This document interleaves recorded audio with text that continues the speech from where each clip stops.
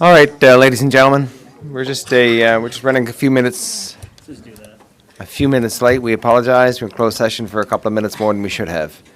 So thanks everyone for coming. Stormy day. We've got some work to do, and let's get it done and get out and get home safe. I need a motion 1.1 to approve minutes of November 20, please. All those in favor and opposed? Thank you. 1.2, Low Carbon Economy Fund. Samir, you're going to help us out with that, please? Thank you, sir.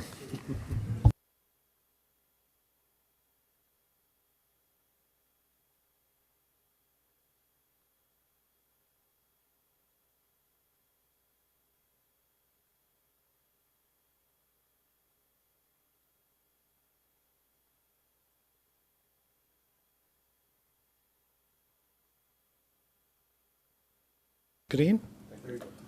Testing. Okay, thank you.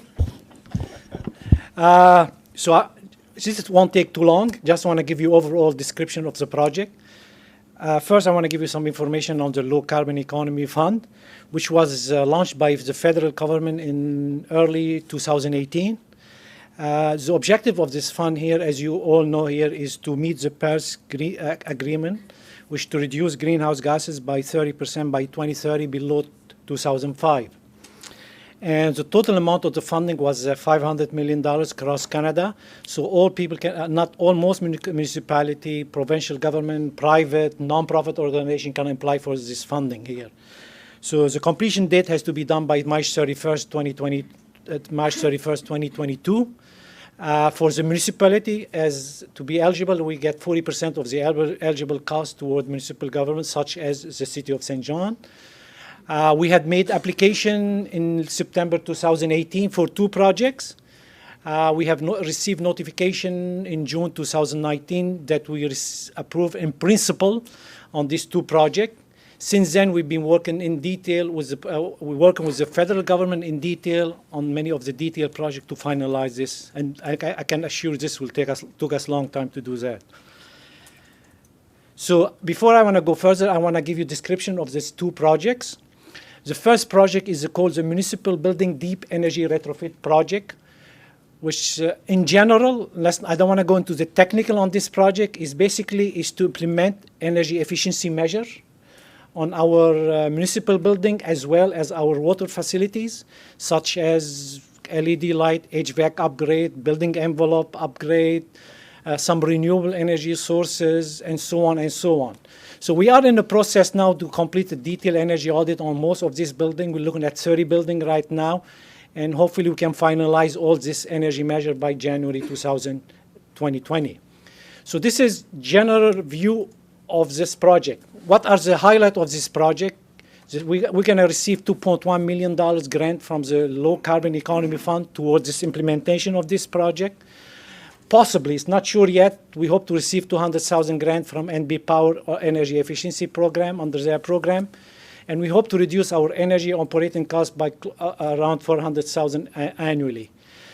The good thing about this project is not only we are receiving some energy and cost benefit here, we try to align with our asset management program, with our infrastructure, to make sure some of this asset or some of these structures, they need to be replaced, whether we'll receive that money or not, will be part of this program. This will help us further reduce our capital expenditure. For example, if we need to put some window, which we need to do it, this will be part of our program also. We can align this project with the Low Carbon Economy Fund, which is another plus for this, will help us to reduce further our capital budget, reduce our infrastructure by $4 million, and also an important thing here also to go ahead with, we make sure we align with the Council Climate Change Action Plan. This will reduce by 1,500 CO2, which around 6.5% of the city corporate. The challenge for us here for this project is the completion date is date 31st March 2022, meaning that the project must be completed by this date. This is the challenge we're having on this project. The next one is the district energy project. I call it phase 1. Before I want to go further with this project, originally when we put the application in 2018, we were under the impression we were hoping to use the Saint John Harbor as a geothermal to heat and cool 7 buildings. Since then, there was uncertainty regarding the Coast Guard development there. So what we did at the time here, when we received the approval, we had to work with the federal government to scope down the project to make it financially viable to do only phase one. However, the good news about this project also going further is in January, the federal government are very much interested of this project, and they think there could be a possibility to extend this deadline by 2 years. And if we wish, if the city of Saint John wish, the council wish, they can be able to provide us with funding toward connection, for example, like the Coast Guard building or any new development going on this project. So there's a possibility in January if we wish to do that. So first, for phase one right now, we are connecting 4 buildings, the Market Square, the Hilton, Genesis, and Aquatic Center. And the majority of the work is upgrading the heating and cooling plant. And this fund couldn't come at a better price as it is right now, because our heating and cooling plant is dead right now, and we can use this funding to upgrade the heating and cooling plant at the Market Square, which we need to do this one. And other control system, as you know, that most of this asset has already been surpassed their rated life. So the money we're using to reduce our energy operating cost by $200,000, as well as reduce again our capital expenditure and reduce our infrastructure deficit. Also, as well, we're looking at reducing our greenhouse gases by over 1,000 tons of CO2. And again, here the project completion date is 31 March 22. This project is already underway, and we are moving ahead with this project very much on that. I believe that this is the development of this district energy, or this type of energy, using geothermal or using heat recovery or waste energy from industry. This has given us the foundation to move forward on this project. So there's always opportunity to add more building as we move forward with this district energy, as well as change our type of energy we want to heat or cool this building. Well, both these projects align very well with our asset management plan and policy. Also, what the council has approved in May 6, 2019, our climate change action plan to reduce it by 30%, and also council priorities to continuously finding opportunity to reduce our cost. So, and finally, we hope the recommendation here is the City of Saint John to enter into agreement with the Environment and Climate Change Canada under the Low Carbon Economy Fund for the District Energy System and the Municipal Building Deep Energy Retrofit Projects. Thank you. All right, thank you very much, Samir. Questions, comments, please? Councillor Reardon? Thank you. Samir, how does this integrate? So we've started this, have we, with the Aquatic Center? Because you just put all new HVAC system in there. Yes, we did. So this will just mesh with that system? So that's a good question, Councillor. What we do here, we have a lot of waste energy there, or waste coming from the Market Square Aquatic Center, from the Market Square, and we want to try to take this energy, waste energy, try to recover it, and try to use to heat some of our domestic hot water, especially at a low temperature here. We still need our HVAC system. We still need our boiler, but this will give us a supplementary heat at no cost. But I wouldn't say at no cost, but supplement waste energy without using any fossil fuel or anything else here. Thank you. Welcome. Mr. Mayor? Thank you, Mr. Emin. Once again, you make a very complex topic sound incredibly exciting. I loved reading your presentation, in particular around words like leadership and innovation and being great stewards and fitting with our climate action plan. But I also loved reading reduction in infrastructure deficit, cost savings. You've used all the magic words here tonight. Thank you for the work with you, and I'm sure others have worked with you in terms of tapping into these funds that are available. So thank you to the funders as well. So I'm hopeful we do support this. I guess a question in terms of when you look at phase one, and you've mentioned some buildings, things like Market Square and Aquatic Center and so on, but you mentioned a building like the Hilton, can you explain, and maybe it's the Commissioner of Finance, I'm not sure, how will the Hilton be participating in the capital costs or on the investment side? That's a good question, Your Honor. The Hilton already somehow connected, Mayor. No, I was actually smiling because you said I asked a good question. I appreciate that. So the Hilton is already connected to the Market Square. However, we're looking to upgrade our heating plant to further include it, Hilton.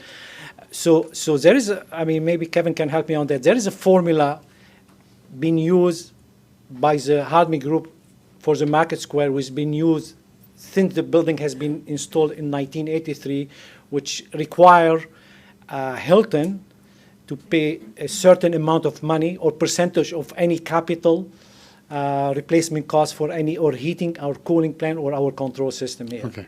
So I think the short answer is we're using the historic formulas for their share?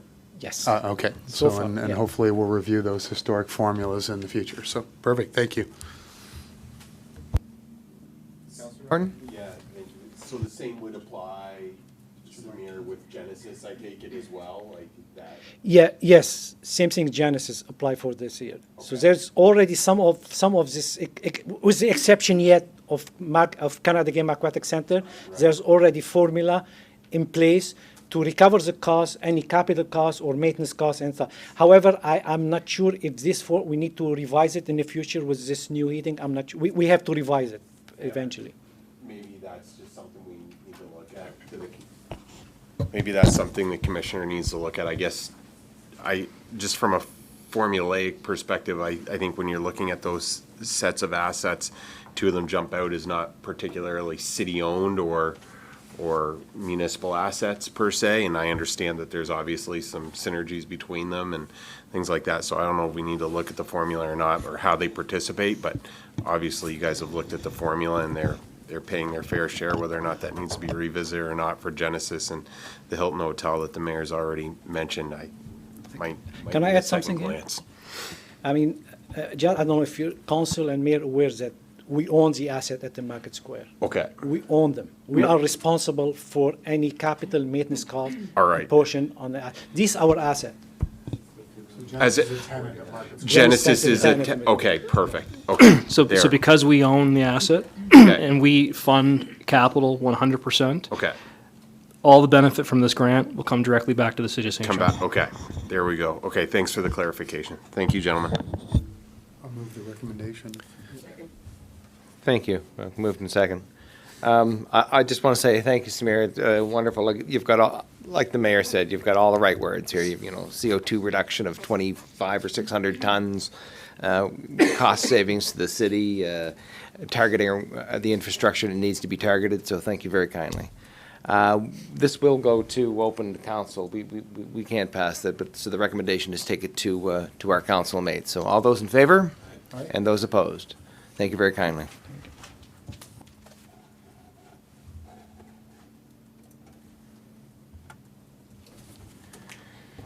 1.3 is reserve fund. Yeah, I'll do an intro. And Very good, very good. Thank Mr. you. Levine's available Thank to you. take any questions.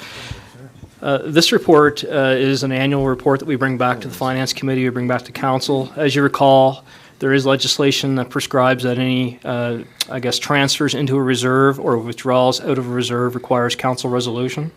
So we bring this report on an annual basis to get that authorization and approval so that we can provide that as evidence to, our auditors and the province that we're following legislative requirements. So with that, there's a schedule in the report. Mr. Levine can answer any questions you have with respect to that.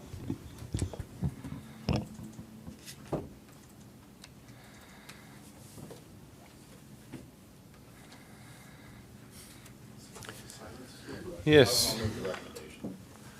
So mover and a seconder, thank you.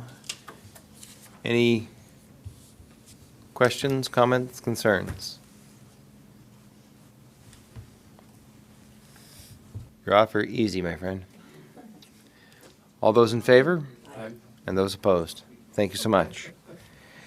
1.4, Mr. Fudge, you're going to take that for us again, long-term financial plan policy? Yes, thank you. Apologize for my voice, I'm a little bit under the weather.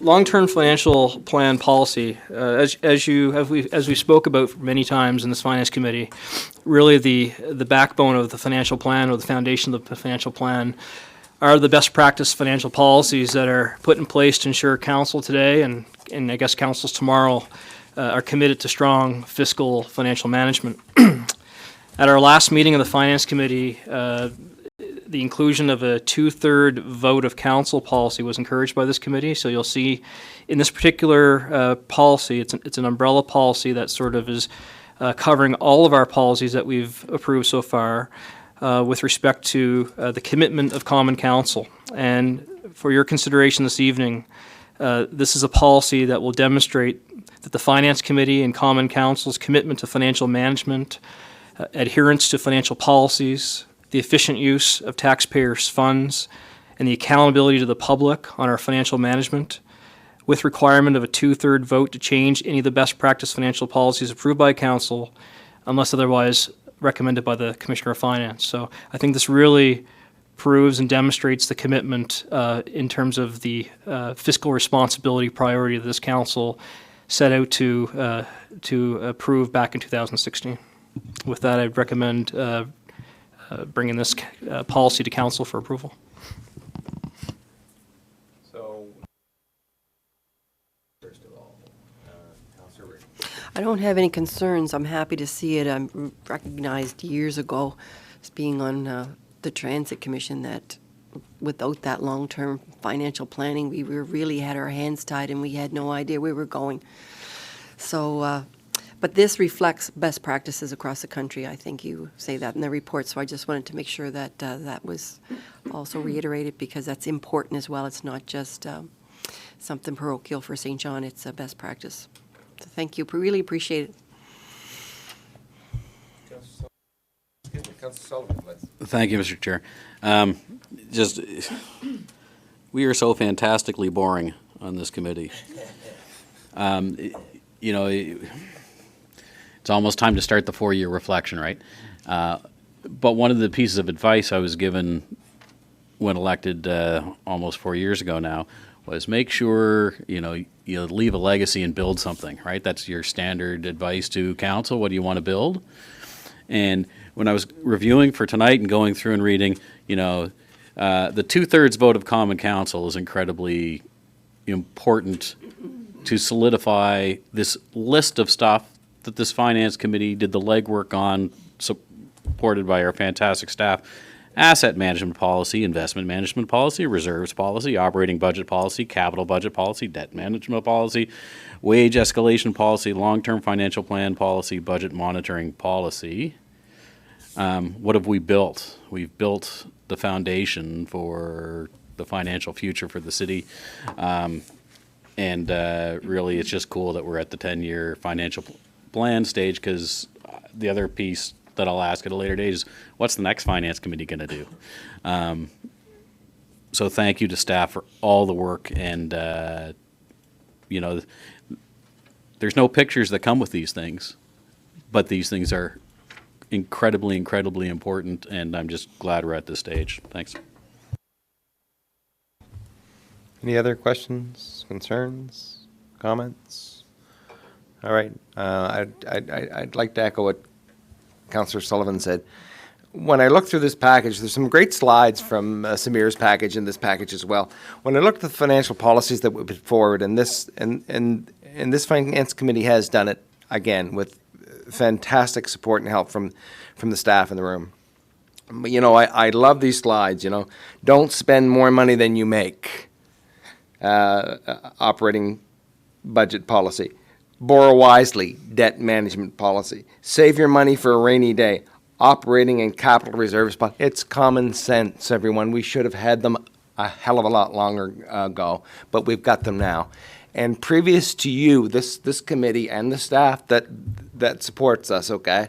Previous to this committee, there weren't any. So congratulations to you all. I think this is just, we can set them down the right road. We've made it a little harder for them to deviate from that path now. So I think this is fantastic. Can call for the vote, please? All those in favor? Aye. And those opposed. Thank you so much, staff.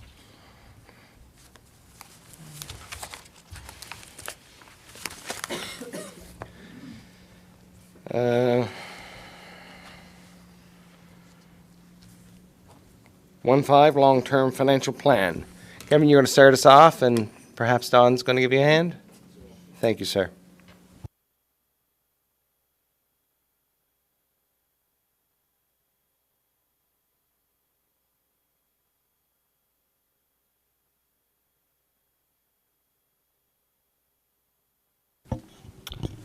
Well, we're getting near the finish line. So the Finance Committee, we've been working on collectively on this long-term financial plan for some time. And our intention is to introduce the city's first long-term financial plan report to Common Council at its meeting of December 16th in a couple of weeks. So presenting with me this evening, Ms. Dawn Arbor, she's a senior finance manager in my office. She's put hundreds of hours into this file, put a lot in a very short amount of time. So I'm very proud of the work that Dawn has done. And we've done that. We've put rigor. It's robust. We want to make sure we build a financial model that meets the goals of the Finance Committee. And those goals were set by the Finance Committee. So during Dawn's portion of the presentation, she's going to walk you through two scenarios that we're going to present in the financial plan in a couple weeks. And really, this is a touch point to get some feedback from Finance Committee to make sure that we're on the right path. And before we finalize with a much more professional report that you see this evening with this presentation. Lots of graphs and numbers and things that I'm sure you guys all love. But you're going to see a couple scenarios. You're going to see a base case with assumptions for which we have a very good line of sight on. A lot of the assumptions we've spoke about in various Finance Committee meetings with respect to realistic assumptions for growth, inflation, those sort of things. Then we have a scenario, and we bantered back and forth on what to call the second scenario. And sometimes you hear the word best case described for a scenario, but we didn't think that applied here. We like the word stretch goal. And the reason we said stretch goal is because we believe with targeted focus on growth, with the help from the province to achieve some critical municipal reforms, the outcomes in the stretch goal are very attainable. And you'll see some of those assumptions in the presentation. So it's not a best case pie in the sky scenario. So I think it's something we should aspire to. So with the development of the policy, looking long-term, approval of multi-year budgets, setting targets, what the Finance Committee has developed is not just a plan. You have spurred a culture change. And the roadmap to financial health and financial sustainability is now spelled out for the city to achieve, which will be in this long-term financial plan. In the plan, these goals, targets, scorecards, a reporting regime, all anchored by best practice financial policies, will be covered in the financial plan. And the financial management of the city will no longer be conducted on an annual basis through an annual budget process, which is not good enough. It's not strategic. It's very myopic in view, and it doesn't promote the long-term sustainability or stability of the City of Saint John. And when you look at this slide, we have struggled with all these three principles for years, and it's time to get out of this quagmire. We've endured year by year looking at how we're going to be sustainable with annual budget cuts. We've looked at how can we afford capital. We don't have enough debt service room. We're addressing all those issues in this financial plan.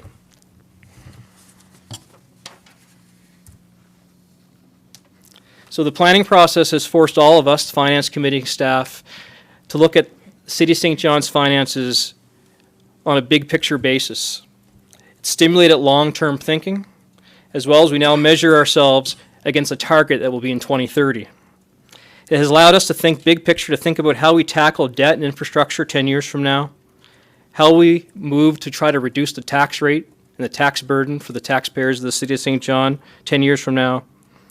And the planning process within this plan has imposed the appropriate amount of discipline required to make sure the plan sees itself to fruition.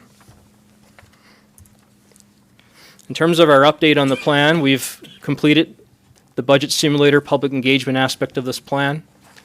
We've now, we believe, completed the 10-year financial targets and the financial models for this plan. And you'll see a number of the targets that are under the description under this slide were set by this Finance Committee. Targets for long-term debt levels, targets for infrastructure deficit levels, pay-as-you-go targets, reserve targets, and where we want to go with the tax rate. So we've completed the 10-year financial plan modeling. We're on track to complete the financial policies. There's one other policy outside of the policy that you are sending to council tonight, which is a budget monitoring policy, which is very important, and we'll talk about that at a future finance committee meeting. And we're going to measure. Included in this plan will be a scorecard, an annual scorecard, possibly even a semi-annual scorecard, created to measure the progress and be accountability function for how councils and future councils proceed with operating under this plan. And again, this is a summary of the policies that have been approved thus far. We've talked about those earlier.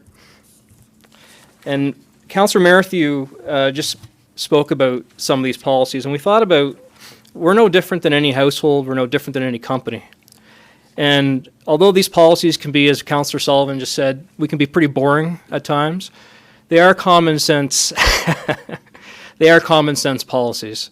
And we try to put them and categorize the policies you've approved in a common sense fashion just on the next couple of slides. So don't spend more money than you make. You know, we've been in a structural deficit for years because that's what we've done. And now we have a operating budget policy that strictly prohibits not spending or spending on, I guess, having reoccurring revenue for reoccurring expenses. One-time expenses cannot be funded with reoccurring revenues. Borrow wisely. So we have a debt management policy. No longer are we going to be borrowing for other entities' assets. No longer are we going to be borrowing to fund maintenance and asphalt in our operating budgets because we're trying to balance the budgets. There's a prioritization matrix in the policy. There's targets in the plan. Borrow wisely. Save your money for a rainy day. This reserve strategy is quite new for this city, and it's something that is direly needed for our capital planning processes to mitigate risks. You'll recall back in, I think it was 2015 maybe I'm off, but on the year we had Snowmageddon, we had a surprise snowfall, and all of a sudden we were trying to figure out how to balance a $3.5 million deficit in July with a brand new city manager. We don't have that risk today. We're not exposed to that risk today. This finance committee has made the right decisions to make sure that we're less vulnerable than we have been in the past through proper financial planning. Common sense, take good care of your property. So our asset management policy covers that. Plans for asset replacement, making sure our assets can service our customers into the future and we maintain those levels of service. Take control of your expenses before they can take control of you. That's what we try to do with the wage escalation policy. It helps keep the wage envelope in line with property tax growth, and it makes sure that what we're funding in the budget is affordable for our taxpayers. And then replace the roof before you buy new living room furniture. The capital budget policy has really allowed us to focus on our priorities. We're not chasing grants. We're not chasing new shiny pennies, things that we don't want, or just our priorities of certain perspectives. We have a capital budget policy that states that our focus is to be on the infrastructure deficit, and there's a tiered, prioritized matrix for also investing in growth. But the policy really aligns with council's priorities, and so now it's strategic.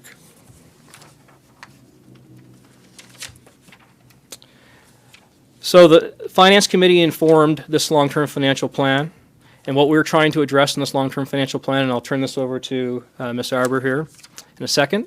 What we've addressed in this plan is that the city's operating budgets over the next 10 years will be structurally balanced.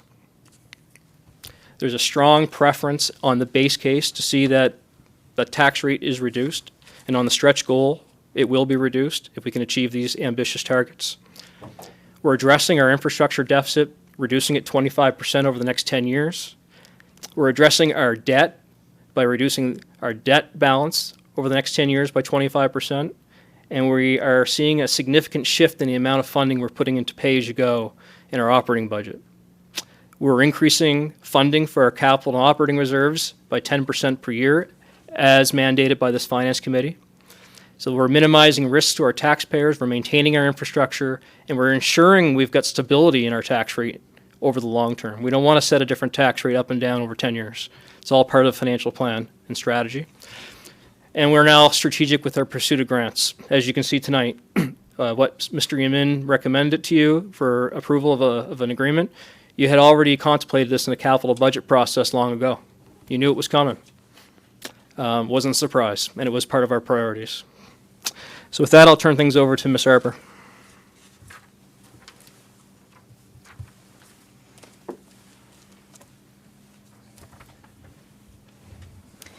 Thank you, Kevin. So we've been talking about all the bad things, all the negative things, all the things that we have to do in the next year. This plan focuses on what comes after. Like, we have to put the hard work in to get things to a good spot. And if we do all those things, you know, what does the future look like? The future actually looks very bright. You know, the financial plan provides a lot of opportunity. It allows us to address the structural deficit. You know, hopefully we can, you know, generate enough growth to reduce, you know, to kind of mitigate the high property tax rate. We're going to try to address the unaffordable wages and benefits that we've been dealing with. So we also want to reduce the debt. You know, the history has been full of, you know, we're relying on debt to get things done, and that's just not acceptable anymore.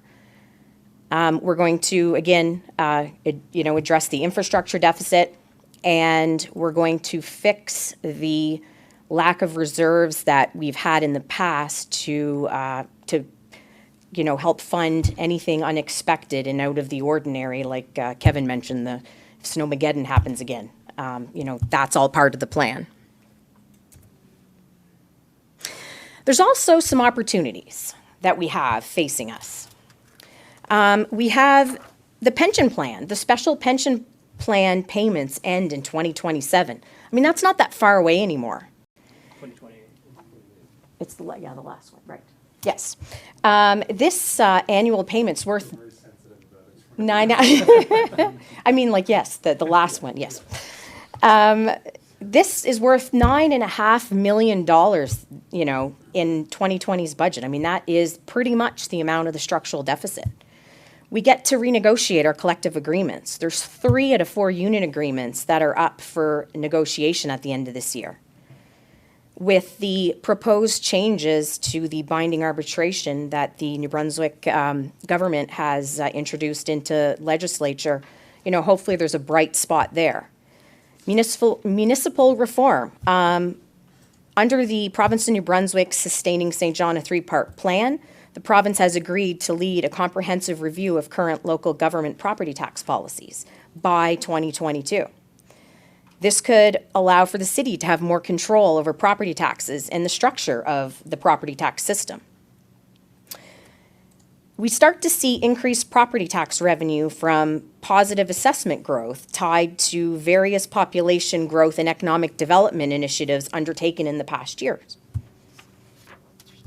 Also, in the 3-part plan deal, the province has agreed to conduct evaluation of Saint John Energy's growth agenda, which is expected to generate income for the utility because we were considered as owners of Saint John Energy. The province would then make the required legislative amendments that would allow the payment of dividends back to the city.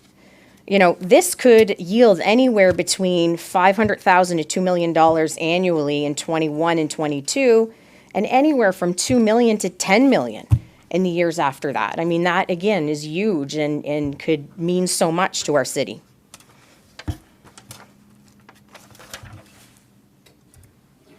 So, as you all have heard a million times, the structural deficit gap, right now is estimated to be between 9 and 11 million between 21 and 2023 as the New Deal money ends next year. So if nothing changes, that gap just is going to continue to get larger. I mean, you know, could go as high as 16 million by the end of 2027, and it just keeps climbing if we do not fix these issues soon. Okay. So we have built some models that well, as Kevin mentioned, there's a base case and there's a stretch goal. So the base case is kind of our, let's get this thing stabilized.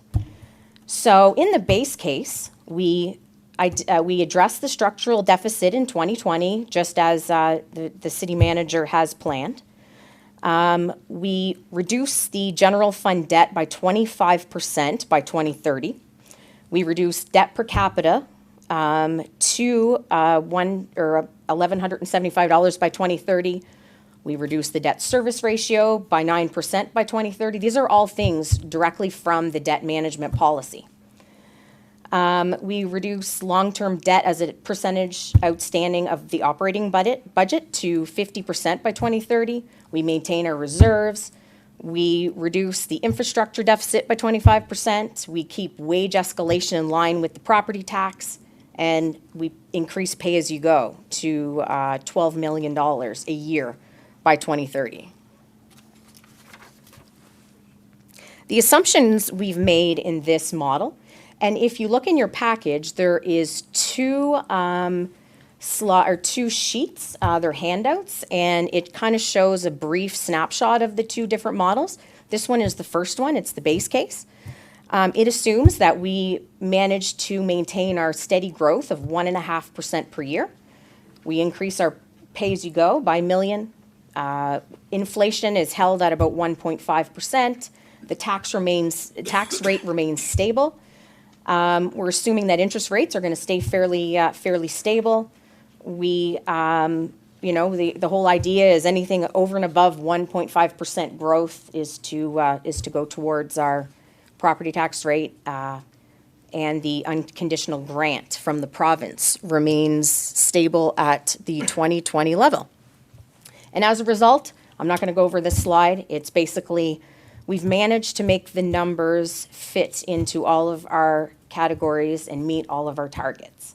So if all this stays the same and we're able to do all the things that we plan on doing next year, you're going to be in a very good, stable financial environment by the end of 2030. Okay, so what happens if it's better?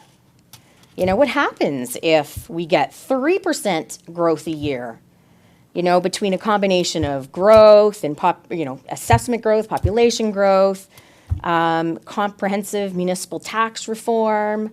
We get Saint John energy dividends. We materialize the regional cost sharing model, sees the light of day, and that gets put into play.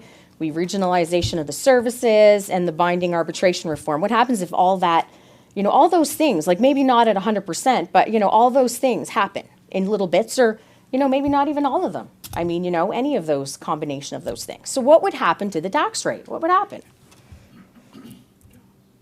Well, by 2025, we could probably see reducing it by 8.5 cents to $1.70.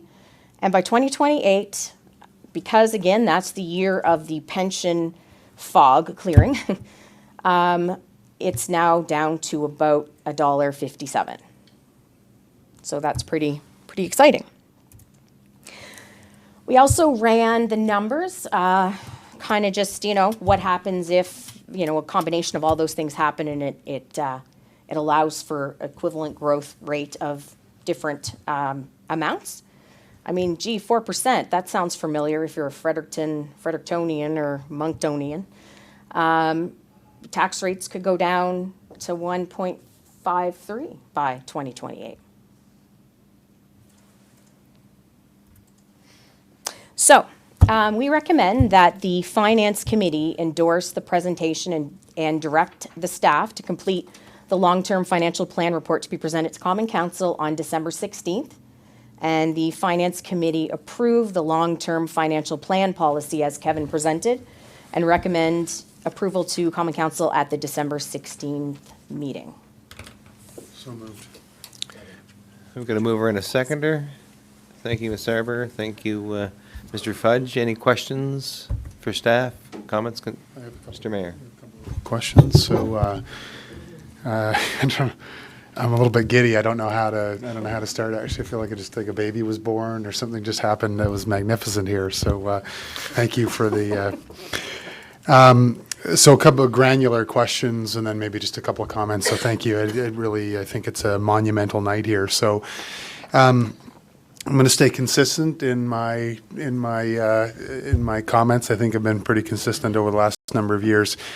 There's just a couple of areas that I like. Well, I like the entire plan. It's just absolutely fantastic. I'm being a bit nitpicky, I think, in terms of we say things like around wages that we're going to keep our wages, and I know what our policy is. We're going to tie our wages to assessment-based growth. I mean, it's a nuance, but I mean, I'd prefer language that said things like competitive wage and benefits cost in the market or the region, which is, I think, a nuance. It's different than how it's been presented, things like management flexibility. And the only other place that I had a comment was around our continuous improvement, our corporate culture around, I'd like to see us have, I don't know how to capture it exactly, except maybe in a quick example. Like in my past life, we had all of our continuous improvement initiatives, and we would report as a corporation on an annual basis, and we would celebrate like crazy. And then the CEO would say,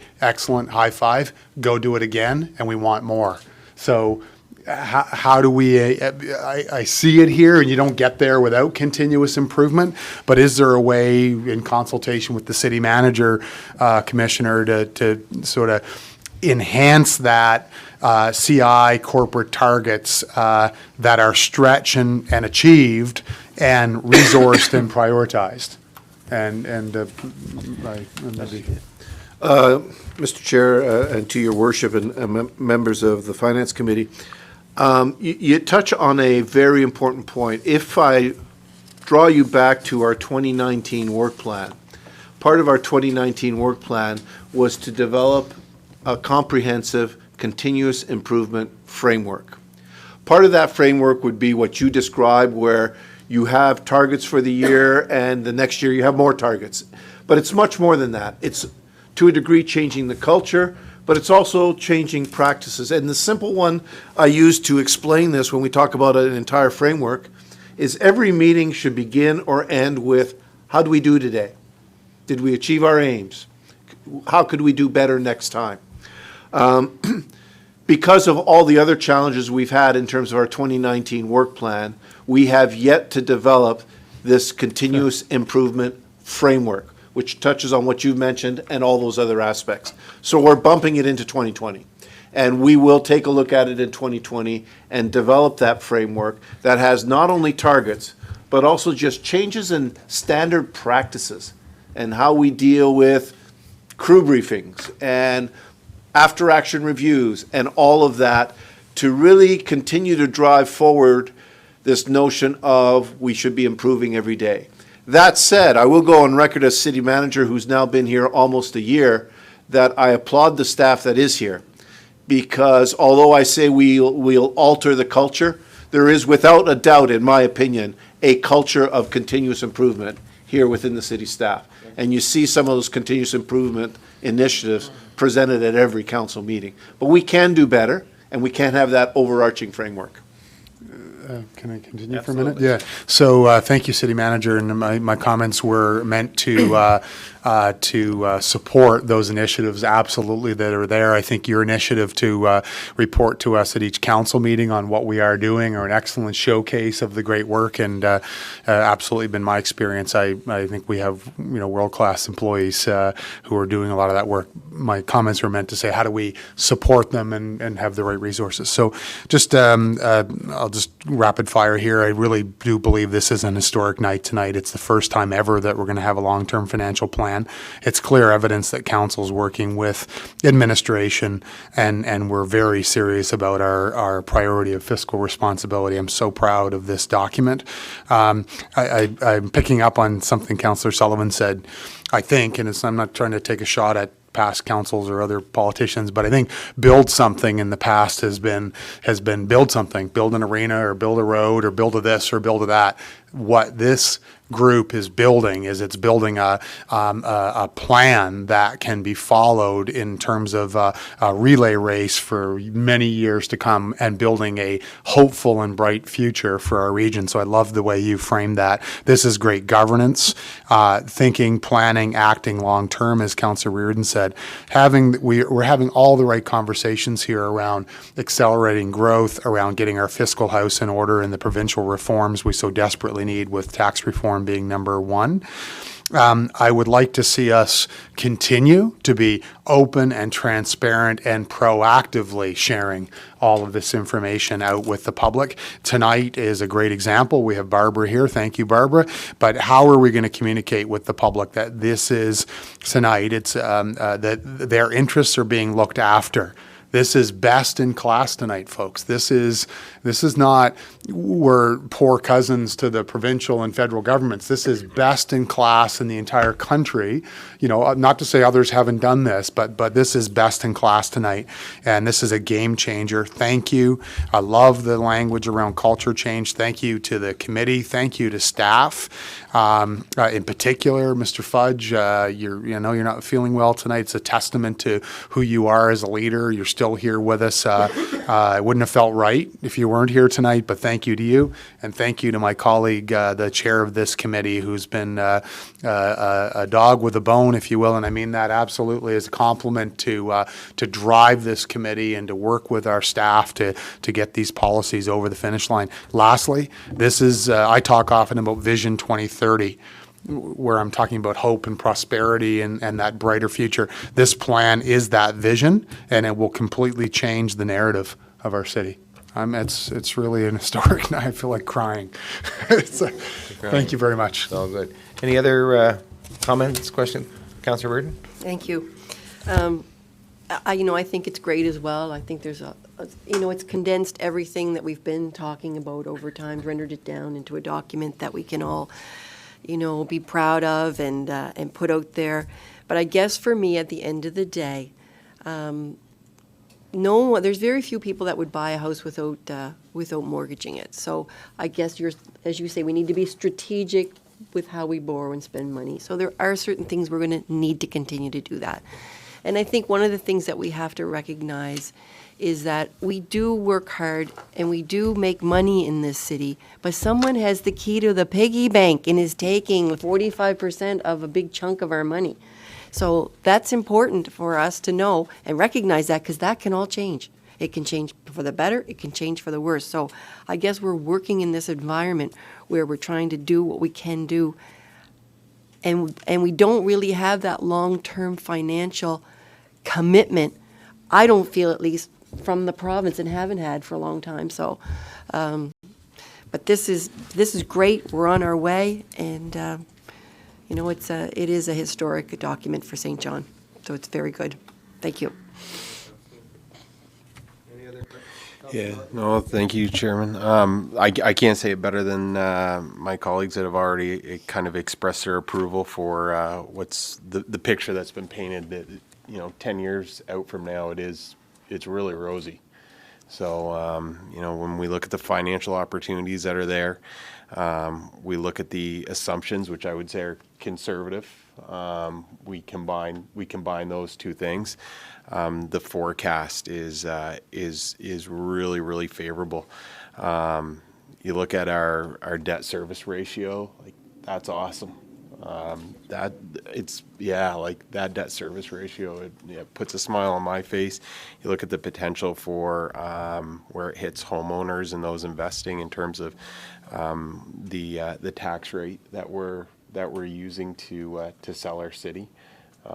Not the only thing, but part of. You look at what our long-term debt balance is.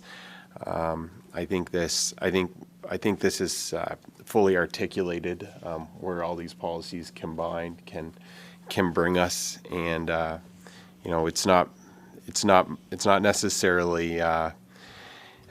I don't have any advice on how to do it, but I think when people ask me, how do these things change the future for for the better. I think this is a pretty good way of putting that into plain language. So how that's communicated to the broader audience and to those that have an interest in the city, I think that this slide deck does a wonderful job. I wouldn't want people to think at the end of the day that there's a pot of gold at the end of the rainbow. So let's keep on our aggressive stance to get what we want. And I won't mince words. I think what I'm talking about is 3 out of 4 collective agreements about to expire. That doesn't mean that we're changing our stance here. We need people to work with us. That those monies that could become available are because people are going to temper their positions, and we've got to work together, knowing that if we don't, then some of those that base case will just dissolve in front of us. So, well done to your team. It's a really good job. It's in terms of my experience on this committee, I agree. It's really good work. Thank you. Well said, Councillor Norton. Anyone else? All right. Look, again, thank you very much. First time ever long-term financial plan, not year to year. A lot of moving parts, but the end goal of a lower tax rate. I just want to thank staff so very, very much. I told you it was a good slide deck tonight. So we have a motion on the floor. Call for the vote, please. All those in favor? All right. And those opposed? Thank you. Last item, 1.6. Kevin, you going to take us through the 2020 operating budget, please?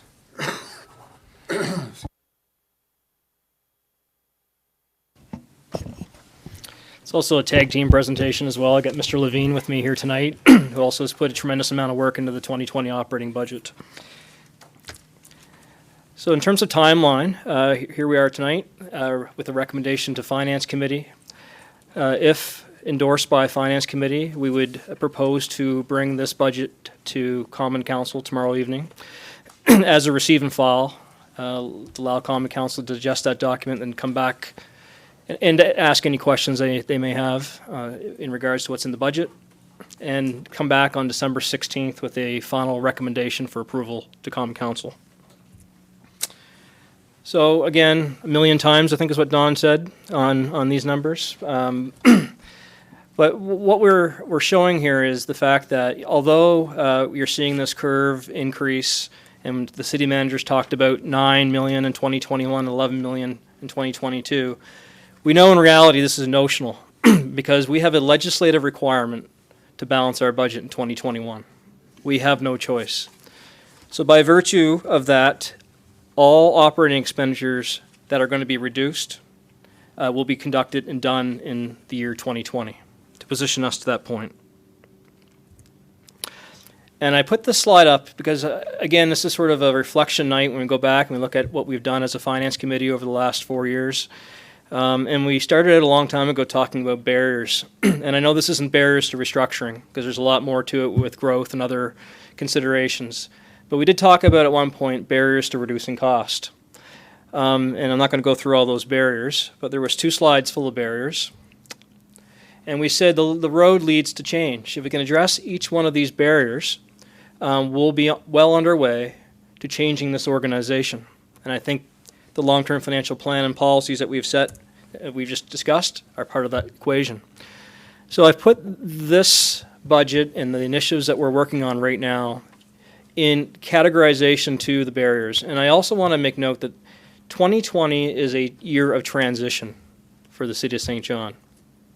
There is a lot going on right now with respect to making the precision, specific cuts into a 2020 budget. It's very difficult because there's still a lot of work underway. We're still in the middle of a lot of work. But we have made a lot of announcements and we've indicated we're going to do a lot of things. So with respect to no flexibility in our operating expenses, and you look at some of the initiatives that we have undergoing as of now.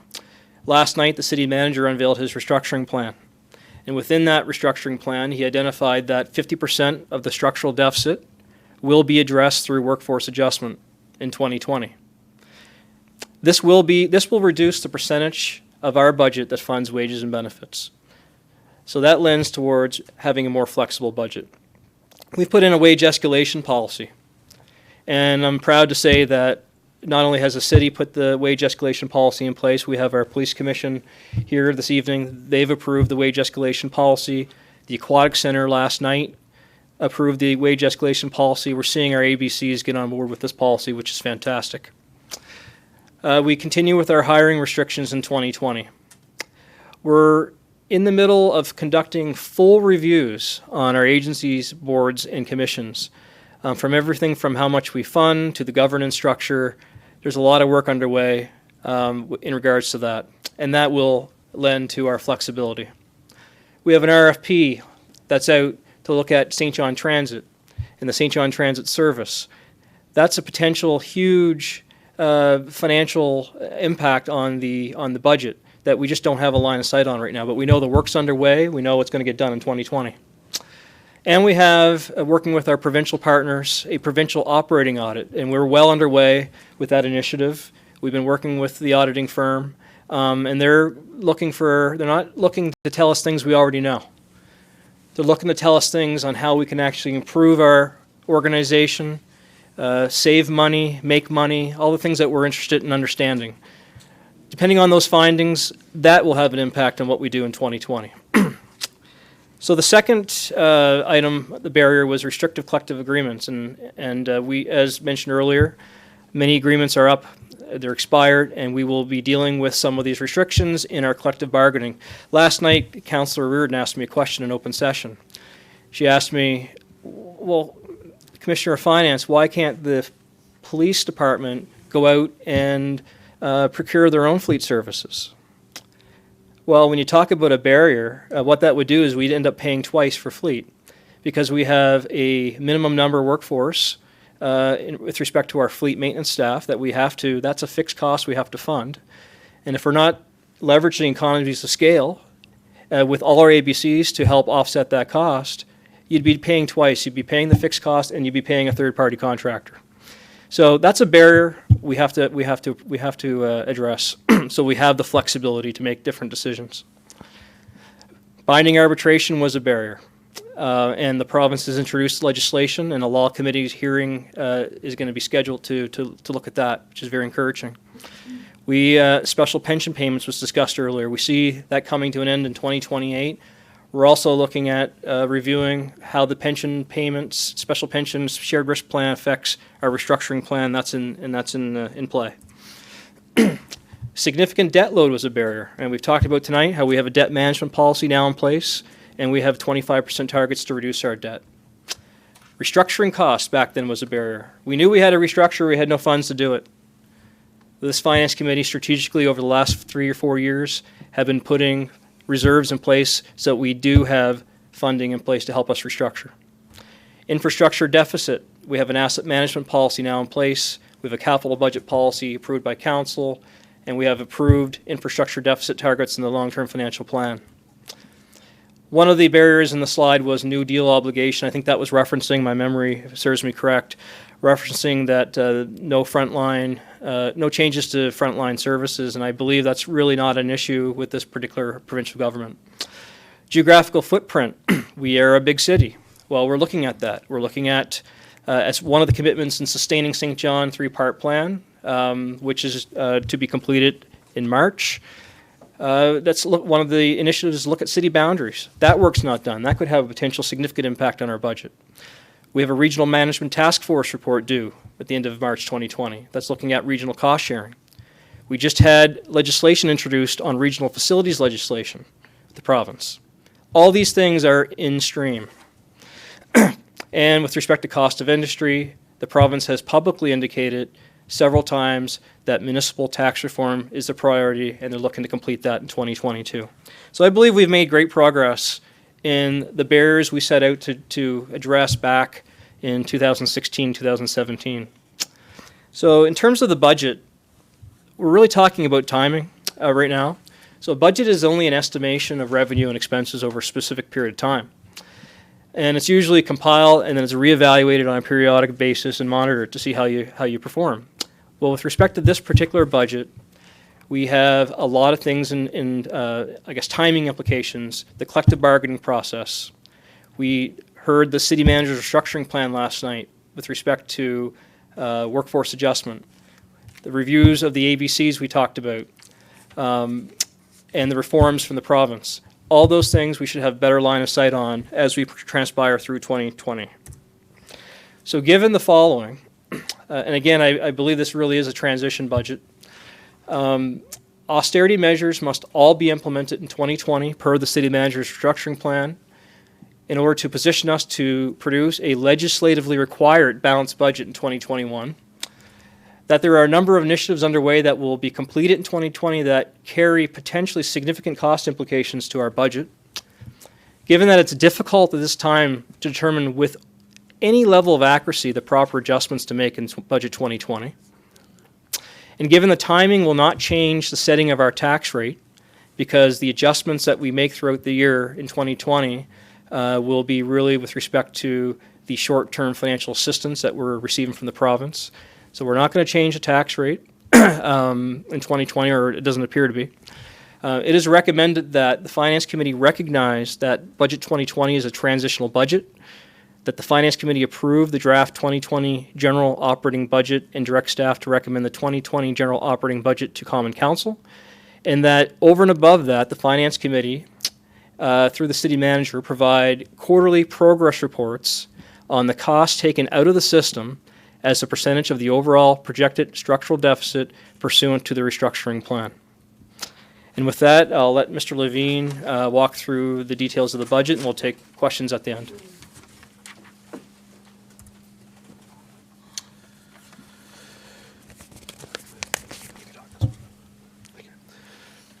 Thank you, Commissioner Fudge. Through you, Mr. Chairman, members of council.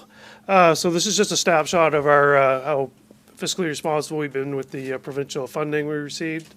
So you can see in 2018, we had a small surplus that we didn't use. 2019, we're estimating at this point about $4.1 million to be turned back into the province. And the 2020 budget is based on asking for just shy of $8 million, which is about 2.4 less than what we were approved for. So again, staff is recommending that Common Council maintain the tax rate at 1.785, which is the 12th consecutive year at this tax rate. And just another snapshot of our tax base growths. A lot of our assumptions are based on 1.5, so this year it ended up being about 1.83%. So overall for 2020, we're looking at $166.5 million in revenue, which compared to 2019 is a 3.1% increase. And just for clarification, we are including the LNG. In past years, it was unsure whether we were going to get that money, and the last several years we don't get it till May. But for 2020, we are including the LNG funding. So the increase in revenue is largely due to assessment growth, which is about $2.3 million. The new accommodation levy that the third reading of the bylaw was passed about a month ago. So we're anticipating that to bring in about $1.4 million. And as well as a slight increase in the short-term assistance from the province of about $800,000. And 2020 expenditures, $166.5 million, and this is just a snapshot of our different areas, salaries and benefits, about a little over 0.5% over 2019, and that's well within our guideline, our policy, wage escalation policy. Goods and services is up slightly. ABCs, again, just slightly. Principal and interest has actually gone down. And other charges, which I'll explain in a little bit, you'll see quite a large increase. And again, by service area, growth and development up about 15%. The biggest driver of that really is tourism. So we are now funding all of tourism, which is basically offset by the accommodation levy, but that's why that is sort of skewed. Public safety, really no increase at all. Police came in at no increase on their budget, and fire very minimal. Transportation, the largest increase in that is we added another $1 million into roads. Finance admin, again, minimal increase. Corporate services, largely due to IT and cybersecurity. There's going to be a bit more investment in that this year for obvious reasons. And then just our other charges, a slight increase.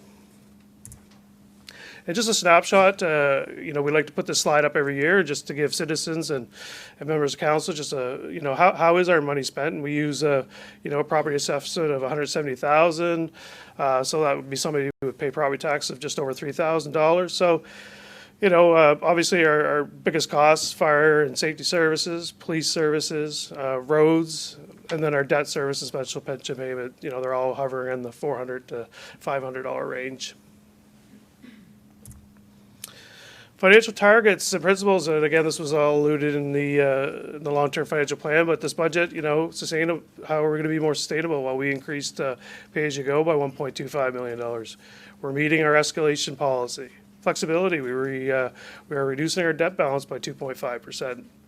And vulnerability, we're increasing our capital reserves by an additional 10% over 2019. However, even though this is 2020 is going to be a very challenging year, we do have a lot of different initiatives. On top of the sustainability plan, we're well aware of the implementation of the economic development realignment. We still want to action our roadmap, population framework, our succeed and stay, our local immigration partnerships. The adoption, the implementation of the Central Peninsula Neighborhood Plan and Heritage Bylaw for 2020. And we plan on continuing our enhanced dangerous building and community standards programs. Changes to the fire bylaw to increase fees is going to be looked at. Labor relations, as we're all well aware, is going to be a big part of 2020. Cybersecurity, implementation of our first long-term financial plan. Asset management system development. Another big item for the city is our new ERP system. We have to get ready for that, as well as our new transition to new City Hall and the City Market Tower, as well as looking at business continuity initiatives and trying to maintain funding for urban development incentives and Central Peninsula Heritage and Arts Grants programs. So in conclusion, the 2020 is a transitional budget that will give council and staff time to implement a number of structural changes to address the structural deficit. Approval of the 2020 is the first steps towards being ready for 2021. Council has continued to show fiscal responsibility throughout the term of the New Deal funding agreement.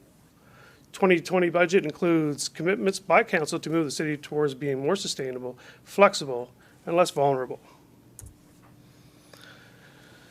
And given the following, Kevin's already reviewed that, we're going to recommend that the finance recognize that the 2020 is a transitional budget. Finance Committee approve the 2020 general operating budget and direct staff to recommend the 2020 operating budget to Common Council. Finance through the city manager to provide quarterly progress reports on the costs taken out of the city as a percentage of the overall projected deficit. And with that, we'd like to take any questions, and staff's here from all the service areas to answer your questions as well. All right, there's a recommendation by staff. Do you have a mover and seconder, and then we'll ask for questions, comments? I'll move it. And we've got a mover. Thank you, Councillor Sullivan. Questions? Mr. Mayor? Sorry, so excited to be here. Can you remind me just around debt, Commissioner, and I'm thinking about, I guess, during our term, I guess it's twofold. Where are we in terms of debt? And in particular, I guess I'm curious where, I guess it's around balance is what I'm asking, beginning to end. Yeah, we started with about $119 million worth of debt in the general fund, and by the end of 2019, we're looking at 102. And we're hoping that in 2020 to bring that under $100 million. Excellent. Okay, perfect, thank you.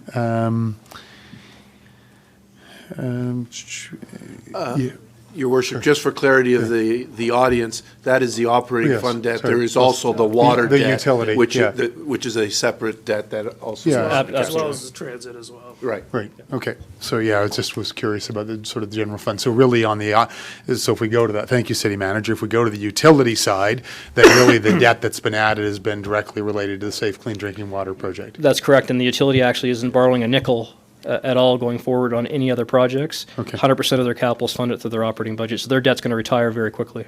Okay, perfect, thank you. Okay, thanks. I guess just rapid fire through more comments, I guess. Just as we continue to work through the budget process, I mean, I would love to continue, not love, I would ask that we continue this discussion, and you've been doing it on the whole premise of subsidies.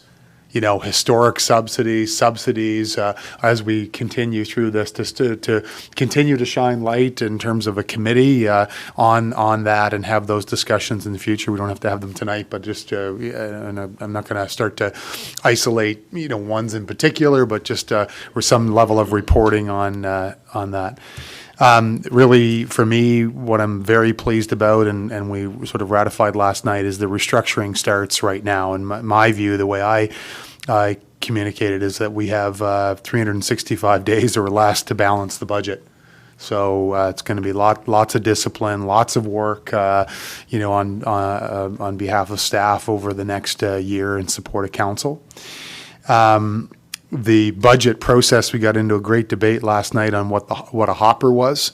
So, you know, my understanding, city manager and commissioner, is that we'll continue through this process, and that we're going to be very busy in the, you know, first quarter and all the way through up until our time ends here into the election, in terms of figuring out what survives through that process. Am I describing that appropriately, city manager? Yes, and in fact, we have said that this council, as we have as a target, that by the end of March, all the necessary decisions will have been made. So if we get back to the hopper idea, we will be pulling out of the hopper recommendations to council to address the entirety of the deficit, and we will be asking council to make those decisions before the end of March. Right, okay, thank you. And certainly, just to highlight again, communication is being enhanced to the public. You can go onto the city's website, and there's a new sustainability tab there, so please do that. One of the elements that this council, I think, has done an excellent job of is sharing even more information with the public, and that must continue. We need to continue to do that, and this is great evidence of that tonight. So I guess this is not status quo. Nothing about what we're talking about here is status quo. And I guess my last comment is I'm really pleased, and this is not a shot at anyone, but there was certainly a suggestion a few months back that the city of Saint John was going to be frivolous with the provincial support that we had been provided. And I think very, very clearly the slide that you had up here for us tonight, Mr. Levine and Mr. Fudge, shows the absolute opposite of that. That, of course, the deal said that we had to be prudent, that we couldn't just spend wherever we wanted. Thank you. But that very, very clearly, we have been, thank you, we've been very prudent in how we have acted and dealt with taxpayers' money as we've continued through these, you know, difficult times. So I thank you for all the great work once again. Councilor Reid? Thank you. I, on the other hand, don't really want to be that prudent, so I don't like sending back 2.4 million. I feel like it's our money. It's been collected here in St. John. It's been stripped out, and a pittance of it has been given back. And that's historically. I don't blame Mr. Higgs. I've met him. I think he's sincere about trying to help St. John and get us back on our feet and look at all kinds of issues that have been going on historically.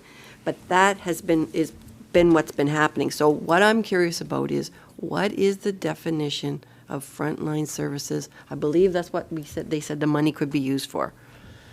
Was that what it was? Frontline services? No, the original contract said there'd be no reductions in frontline services, but there was no definition in the contract of what frontline service really meant. So, like, I would prefer not to send $2.4 million back. I don't believe you'll get any credit for it. I'd like to spend it. I feel like it's ours, as I said, anyway. But I do have a couple of questions about the budget. One of my questions is in tourism. So last year, we put in $1,033,500, and in 2020, that number is going to drop to $528,000. I realize that it's offset with the money from the levy, But does anyone know how many rooms there are in Saint John that we're collecting that levy on? I don't have that information in front of me, but we do have some estimates based on the group that collects the levy today and sort of, what we can expect to add to it. So we are anticipating between 1.4 and 1.6. We obviously want to go with a more conservative approach. But as for the tourism line overall, we've guaranteed to maintain that status and direct all funds of the levy towards tourism. So I think we're meeting that by maintaining that budget envelope as they have in 2019. And I certainly see where you're coming from, and I appreciate that.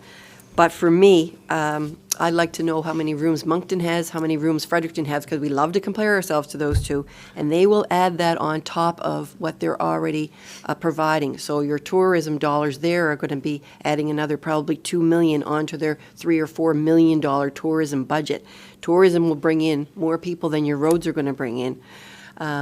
So I see that as a move completely in the wrong direction, because I think tourism, we need to invest in tourism. I think New Brunswick has already stated that tourism brings in more than agriculture and several other industries within the province. Tourism is a better investment, but we're cutting it. So I'm concerned about that. You've got a little bit more money in roads. You know how I hate roads. I think roads for us are a flag. I think they're a flag for all your commuters that come in. If our roads aren't great, what? From operating, yeah. But when they come in with roads, they see how bad your roads are. That's all a reflection of your budget. I'm not keen on the road thing. And the other one I have some questions about is CI, and I can't remember. My little pen here that works on this thing is not working. CI's been reduced a little bit. Where is that? CI, I think it says reporting, does it, and something else about CI?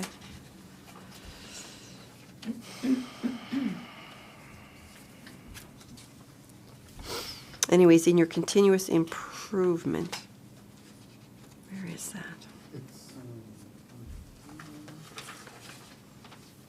Transportation.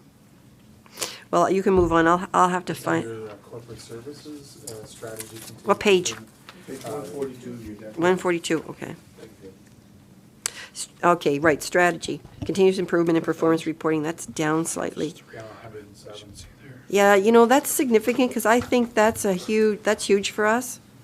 Yeah, I guess I can say that throughout this process, there wasn't any reductions targeted at continuous improvement. And I also noticed that there's a little bit of a bump on IT as well, so it may be a reclassification issue, but we'll take that comment back to Ms. Rackley-Roach. Not sure if Mr. Jacobson has any. I know it's always information you hard can to share. rob Peter to pay Paul, but at the end of the day, I guess strategy is so important. And Yeah, just for a bit of clarity, we did move a resource that had been allocated to CI to communications. So part of that shift is just a reallocation of resources within corporate services. So and that's just something we're doing at the end of this year. okay, but that person or whatever you moved, that's less manpower, or shouldn't say that word, less horsepower in strategy.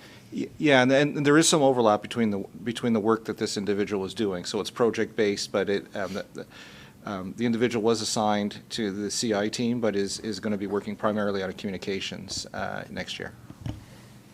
Okay.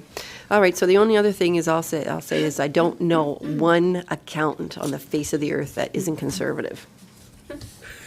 I'll take that as a compliment. I'm looking for a little bit more creativity, I think, when it comes to spending that other $2.4 million. Thank you. City Manager, can you comment on, council, I think every councillor is questioned this, in some term it is giving money back or not spending it, but we have to be responsible and just can't spend every nickel on items that we wouldn't normally spend something on. So can you comment on that, please? So, and I'm going to ask the CFO to help me out with this, but there's two aspects to the New Deal, or the 2018 agreement. The first aspect was, if we give you funding, you will not cut frontline services. all right? That was part of the deal. And we have gone back to the province and said, we can't get through 2020 without starting to address frontline services. So please waive that provision, and we're waiting for the official feedback from the province. But all indications are they are favorable to that understanding that in our transition year, that provision will no longer apply. That provision has nothing to do with what's in the agreement about how we spend the money. But within the agreement on how we spend the money, there are very clear parameters as to what we are allowed to spend it on and what we're not allowed to spend it on. So I'll give you a very simplistic example of that. We could, in theory, if there were no parameters, just take that extra $2.5 million and say, we're going to put it into an operating reserve, right? In the extreme, that's the best way to hang on to all that money. The agreement stipulates that we can't do that. There are those parameters as to how we are expected to spend that money, and it is based on, if you will, the most simplistic way of describing it, doing business as usual. And if we're going to do business that is out of the usual, they challenge us on it. And they do come and audit the use of that money twice a year, and we have been looked at in a great amount of detail and scrutinized, thank you, in terms of anything that we have done out of the ordinary. And if it doesn't stand up to the test, they do claw back that money. CFO, am I good with that, or? No, that's an accurate depiction.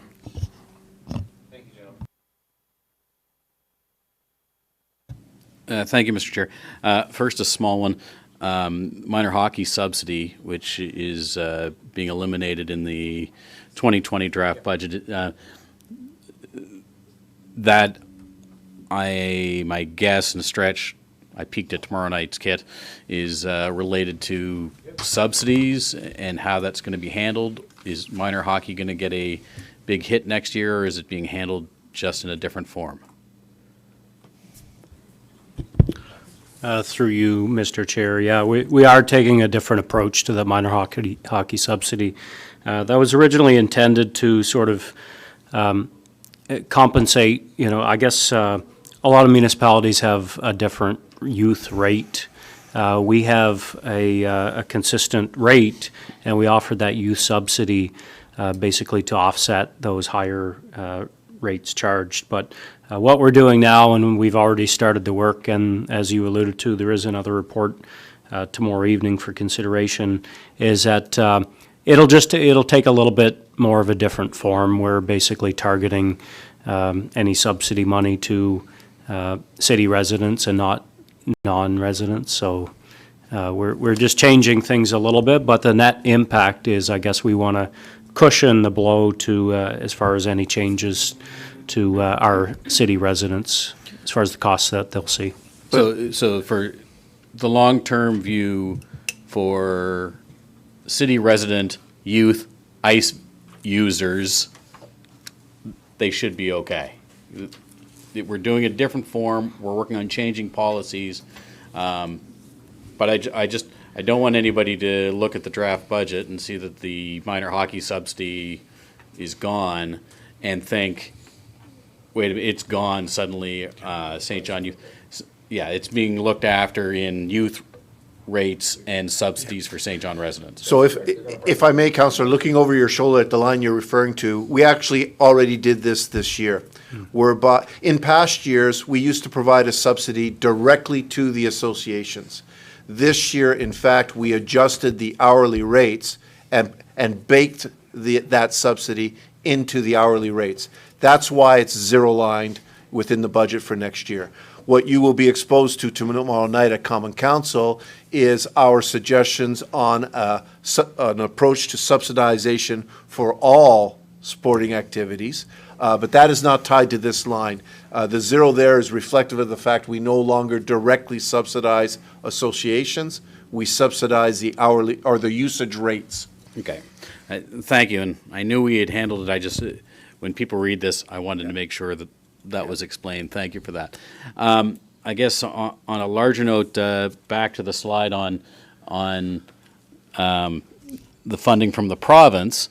I guess I look at this in that in past years, I think there's one of those concerns out there, and I certainly don't see it in the corporate city structure that we work with now.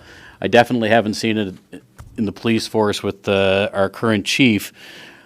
But I know that there are folks out there that think in government, departments want to spend every last dime so that next year they make sure they get the same budget again.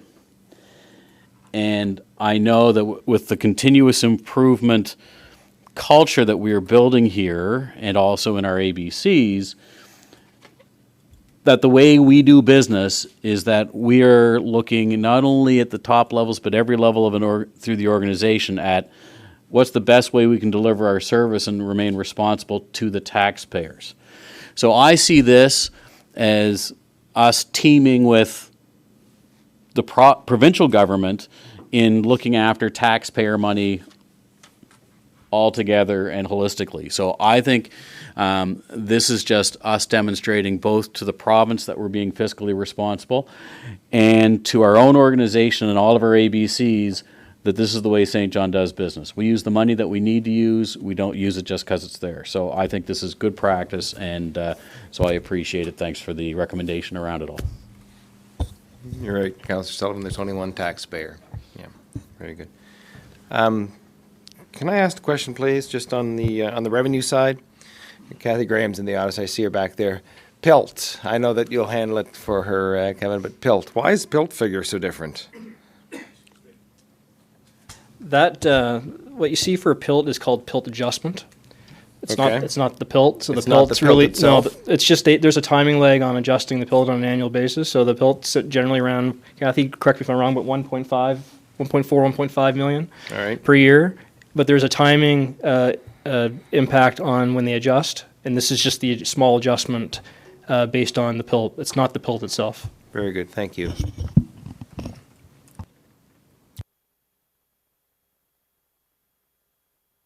Sorry, just a quick follow-up. I think I know the answer, but I just want to make sure I do.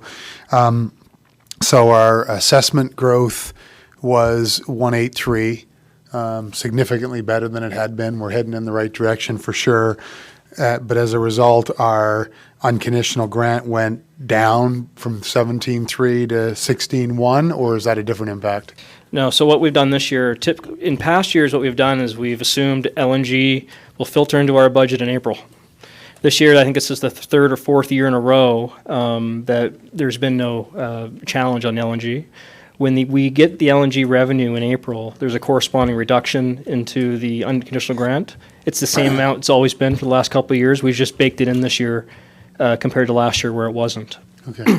Okay, thank you. And then I guess just my follow-up, I sometimes think we're sort of in this debate on revenue versus costs, and my position is it's both. But just to pick up on some tweets of Robert Jones last week, I think it was, that he certainly pulled the onion back, certainly built the case for comprehensive tax reform, is our number one, in my view, priority for reform. In 91, our operating budget was 85 million, roughly from memory, and we had $29 million in unconditional grant, and now we're at 162 or 66, and we have 17. So I think we all agree we need comprehensive tax reform. Someone asked me a couple days ago, can you put commitment in the bank? And I said, no, you can't put commitment in the bank, but we're sure hoping in the near future we can change the game here with that. So, thank you. Any other, Councillor Norton? Yeah, just commentary. I know that Samir had talked about this as it relates to Market Square and Genesis. Like, I can't help but look at that common area and the cost. It went up, yeah. It was incredibly high to begin with. Maybe it's not. I understand it's an expensive lobby, but that's an expensive lobby. Yeah, I'm not sure if Mr. Samir is still here, but what happened in that item, this is actually a direct correlation to why we need asset management. So they had a chiller go at Market Square. Okay. Part of their HVAC unit. It's I think it's a couple $100,000 expenditure, maybe a little bit more. So what you're seeing is a one-time, because we're responsible for funding the capital, or our portion of the capital. Sure. This is really a one-time bump up because of the failure of that unit. Okay. Wow. It's an expensive lobby. It is, it's an expensive lobby, like, I don't, we're tied into that for how many? And I just want to add on to that, part of the funding that we will receive from the Deep Energy retrofit program will Right. offset some of this cost. Okay. That's in the budget. It's part of the program that Samir had presented this evening. We're locked down in terms of paying for that common area for eternity. I in think the it's day? another 30 years. It's another 30 years? All right. It's so far off 2066. in the Mr. future. Fogan would know for sure. I'll be dead. Okay, thank you. All right. No, you won't. Any other, Counselor Casey, please? Thank you. I just wanted to make a few comments about addressing our barriers, if I could. I see this as more of a continuous improvement for, like, the budget. Usually we just okay the budget because it's, the numbers are already always there, so that's okay. It's just, and that's going into our long-term financial policy as well. But, even on the review of the Saint John Transit Service, I looked it up, and we're the only one that has a bus that goes to the airport out of Moncton, Fredericton, and Saint John.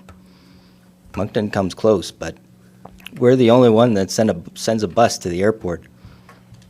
And, Moncton, Dieppe, and Riverview all fit in Saint John, and they have like 100,000 people, and we have 70. So it's, whether anything changes, I'd like to see a review of it. Whether it changes is up to council. But and another thing is, the city boundaries. I like density and infill. I don't understand why people want to pay for roads. I know there's better things. I'm sure Councillor Reardon would like to have more For sure. more money for the to spend on other things, transit perhaps, and arts and culture, things like that. So it's I'm looking forward to those reviews. I might not be here for the city boundaries one, but so I just see it as a continuous improvement for the budget in general. All these barriers. I just see it as a continuous improvement for the whole organization and the budget in general. Thanks. Thank you, Councillor. Councillor Reardon? I want to ask a question also about Market Square's common area space. Who's chasing that money for us? Who looks at that money? And then what's the accounting on it? Refer that to Mr. Fogan. Mr. Fogan. There were a few questions around the common area cost. So it lists as common area cost, but the costs that are actually associated with our supported facilities within that building. So part of it goes towards the rent of the Trade and Convention Center, part of it the rent of the library, and the other part for the lease cost associated with the parking garage. Also, what's not listed here is the offset revenue. So, for example, on the parking garage, we receive, the Parking Commission gets about 1.5 million in revenue from that. So the net cost of actually what is there is a lot less. But like I said, they actually go to support a couple of those leases. So we do monitor it, and actually we do audit, and we have actually some reports coming shortly about some of those costs, and including some of the HVAC costs that you saw Samir talk about earlier tonight. So, Okay, that's good to hear because we went for years without working escalators in there, even though we were paying our $2 million every year. So just curious. Good to hear it's being chased. Thank you. All right, any other questions, comments, concerns? All right, with that, again, I want to thank staff. We came through a long-term financial plan item just before this, and some wonderful outlooks down the road, and then this budget comes, and your nose is to the grindstone again. So I know that staff will set us in the right direction to do the right thing for the city of Saint John and its citizens, and this is what we're looking at. So there is a motion on the floor. A call for the vote, please. All those in favor? Aye. And those opposed? Thank you so much. Motion to adjourn? Thanks.